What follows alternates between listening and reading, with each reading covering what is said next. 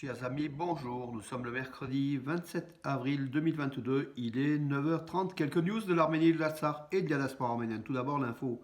Donc, hier soir, on a appris la profanation du Khachkar dédié au génocide arménien à Ixelles, donc à Bruxelles, avec des signes des loups-gris. Des loups-gris, donc la signature était clairement affichée, donc avec le signe des loups-gris qui était tagué sur ce mémorial, donc ce Khachkar, mémorial du génocide des Arméniens en Belgique, à Bruxelles. Voilà, donc une nouvelle fois, les loups-gris ont agi. Donc les loups-gris qui ne sont pas interdits en fait en Belgique, contrairement à la France. La Belgique est une passoire, est une passoire, une vraie gruyère. J'ai employé le terme de gruyère avec des vraiment compliqués, donc au niveau de l'homogénéité de ce pays, voilà, où les islamistes de tout poil et puis les Turcs nationalistes, erdoganistes et compagnie agissent en toute impunité au cœur même de l'Europe, à Bruxelles. Donc la Belgique est une passoire, comme je l'ai dit aussi, un gruyère passoire. Et le mémorial du génocide a été profané au surlendemain de la commémoration du 107e anniversaire du génocide des Arméniens à Bruxelles, justement face à Srachkal qui a été profané. Voilà, donc nous attendons des réactions fortes des politiques belges, s'il en existe. Et puis voilà, donc condamnation bien sûr, et que la Belgique interdise l'activité des loups-gris comme ce fut le cas en France.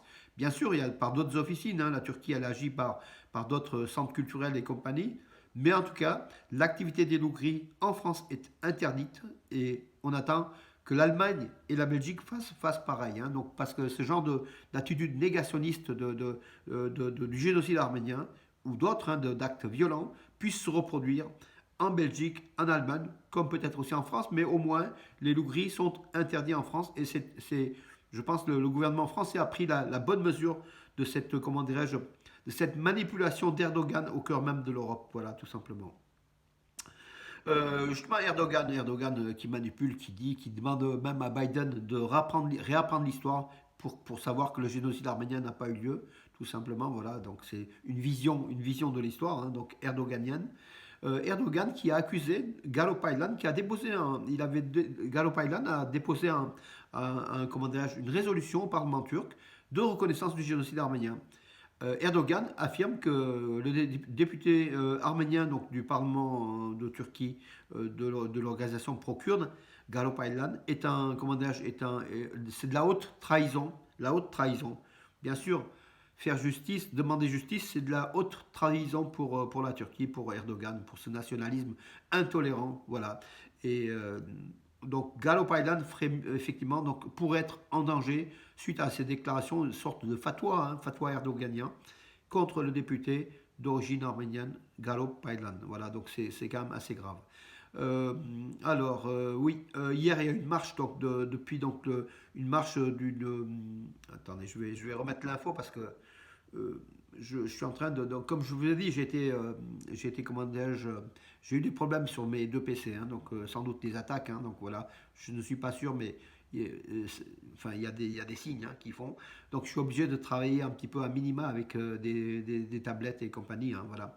À Tigranachen, donc une marche donc de l'opposition du village de Tigranachen vers Erevan. Tigranachen, c'est dans la région d'Ararat face au Nakhichevan. C'est un village qui pourrait être cédé aux Azeris suite aux négociations. Voilà. Ces villageois, avec bien sûr manipulés aussi quelque part par l'opposition, marchent sur Yerevan pour affirmer leur soutien de ce village qui reste dans le camp arménien, comme d'ailleurs c'est un village arménien, voilà, qui pourrait faire le fruit qui pourrait être la pomme de discorde ou la pomme d'arrangement des négociations arméno-azéries entre l'Arménie et le Nakhitchevan, donc la frontière ouest de l'Arménie. Voilà, donc en attendant, donc, un député arménien au Conseil de l'Europe a affirmé que les Arméniens sont en phase de nettoyage ethnique au Haut-Karabakh par l'Azerbaïdjan. L'Azerbaïdjan qui tente d'achever la dernière phase du nettoyage ethnique des Arméniens du Haut-Karabakh. Donc a affirmé ce député arménien, Edouard Arajanian, membre de l'Assemblée nationale et puis président de la commission parlementaire des relations étrangères et membre de la délégation arménienne à l'Assemblée parlementaire du Conseil de l'Europe, l'APCE.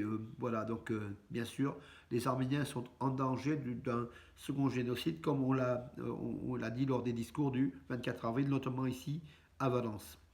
Alors, que dire d'autre? Oui, les lettres de créance donc, entre l'ambassadeur d'Arménie et puis le président iranien. Euh, oui, Poutine et Erdogan ont discuté, bien sûr, des questions humanitaires en Ukraine, et aussi sans doute du Karabakh hein, et de l'Arménie, hein, des rapprochements donc arméno-turcs. Voilà. Ceci dit, donc, ce rapprochement arméno-turc, donc tout le monde n'est pas d'accord en Turquie, bien sûr, les nationalistes hein, en Turquie, donc il a été suggéré de nommer le point de contrôle frontalier arméno-turc qui devrait s'ouvrir. Hein, donc, ce point de contrôle s'appelle donc Akaya, Akaya qui veut dire rocher blanc ou pierre blanche, voilà, en turc. Donc il y a donc des partis nationalistes turcs, donc dont Umer Ozdag, donc chef du parti un parti kémaliste hein, au Parlement, a affirmé qu'on devrait nommer ce passage du nom de Talat Pacha. Vous vous rendez compte de la provocation? L'exécuteur du génocide des Arméniens, le chef, le ministre de l'Intérieur jeune turc, Talat Pacha, qui a été exécuté par un Arménien hein, à Berlin en 1921 par Soroman Terlian, et à juste titre. Donc, il demande qu'on nomme ce point de passage Talat Pacha, vous vous rendez compte? La haine, voilà. Et après, la Turquie veut ouvrir ses frontières, enfin, veut négocier avec Yerevan. Enfin, c'est exactement, ça montre aussi la tension en Turquie de ces relations arméno-turques hein, qui ne plaisent pas à tout le monde, hein, comme d'ailleurs en Arménie, hein, ce qui est tout à fait normal. Voilà la tension.